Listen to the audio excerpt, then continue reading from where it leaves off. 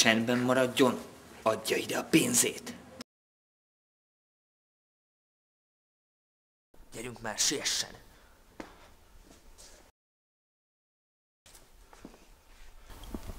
Rettenetes.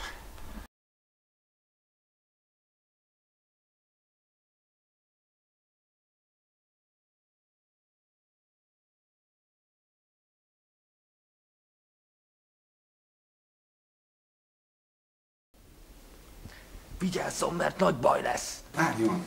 Ne vicceljen! Nincsen olyan fegyver, csak a tárcámat veszem el. Rettenetes csapás ez. Várjon csak, mondok magának valamit. Fogja be a száját! Nézze, barátom, a kezem a tárcámon van. Ha magamos hasba szúr, engem én ordítok, és magát elkapják, letartóztatják. Adok magának pénzt, csak hallgasson meg.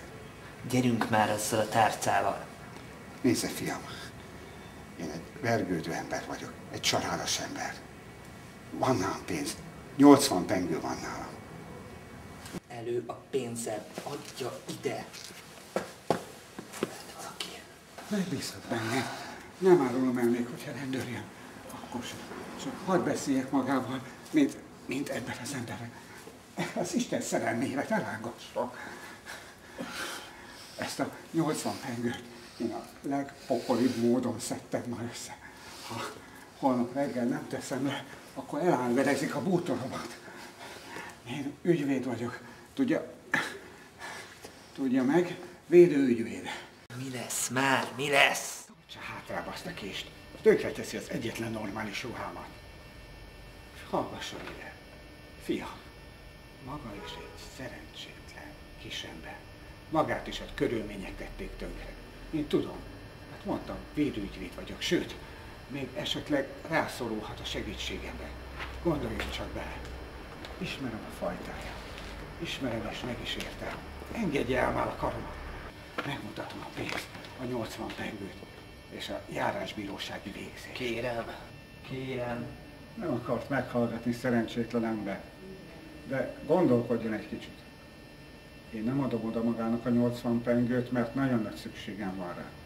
Tegyük fel, hogy maga hasba szúr. Én üvöltök, mert ahhoz meg van erőm. Magát meg elkapják itt a környéken, a véres késsel, meg a pénzemmel. És Tatáriumban. Maga 24 órán belül lógni fog, hogy a lába nem éri a földet. Ezt akarja? Viszont mondok magának valamit. Támadt egy egészen tisztességes ötlet. Én holnap után kapok egy ügyfelemtől kisebb összeget, abból adok magának 30 pengőt adok magának. Jöjjön délelőtt 11-re, Markó utca, tudja hol van, a járásbíróság, mondjuk 11 óra, első emelet 27. De tudom, hogy maga is egy szerencsétlen ember, nem a maga jó szántából van itt, azt tudom. Adok magának 2 pengőt a feleségem, engedje már el a feleségem konyha pénzéből. Jó lesz? Fogja. Hallja, doktor úr, ha maga holnap után velem ki akar tolni, sógorom tudni fogja, hogy hol találja meg egy ugyanilyen késsel.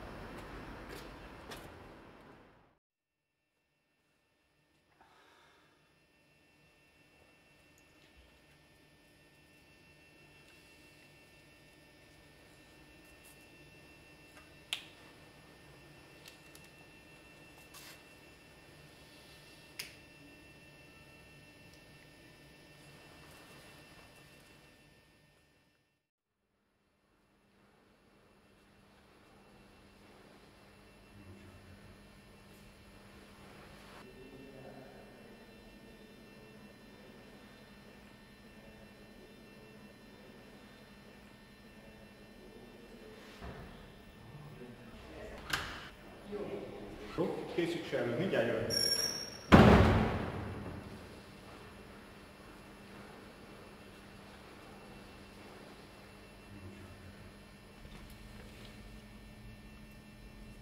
Na, eljött a pénzért.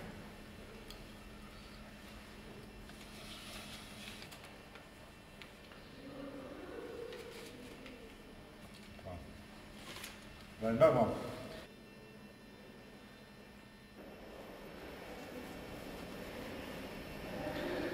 Rendben van, doktor úr. Úri emberek vagyunk.